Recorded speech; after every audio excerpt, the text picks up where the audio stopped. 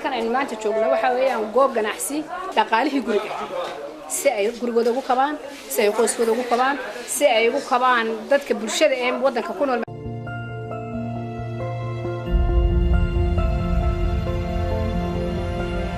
laba iyo konton sanadood baan ahaa muqmadle laba iyo konton sanadood 60kii baan muqmada galay 6 ganbay dalkan galay ilaa alaanka bariga afweynayna saaray sanadkii mooyaane muqmadaasuun baan wadi halkii aroosa iyo halkii sharaf laga doonayo waa tii la siirayay marka wixii ceesh ilaahay abuurayna waa tii ugu mudakarsanayd oo haddii layna magaca iyo meel markaba lahay halkii sharaf laga doonayo tii la geyrayay wixii ceesh ilaahay abuuray oo la isasiiyo loo isku maxsuumatii ugu qaalisanayd weeye ninkii ruuxii cunaana dadka lama mid aha waxaan hay 75 jir gaws wali ima dhicin sidaa ay eeg gawsiga ma dhicin 60kiina waan galay waa 50 sanadood waxaan daadarayana waa ka awood roon kalka la yiraahdo jaaska ciyaar sida jacay ki batama joogsan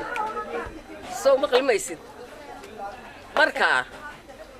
nina taacunin amba lagu maxsuumin qof maaha wixii ka hooseeyaba waa jamba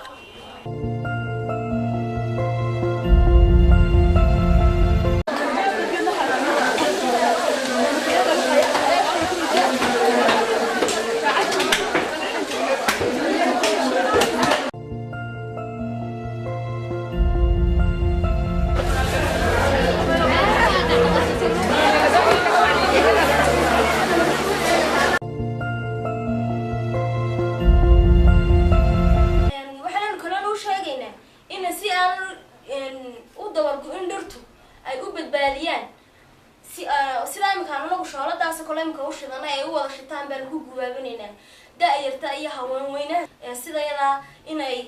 iyaguna ay la yimaadaan dadaalka maanta la nimi annagana diintooda dadkooda ku wax ku tara Allah naga dhigo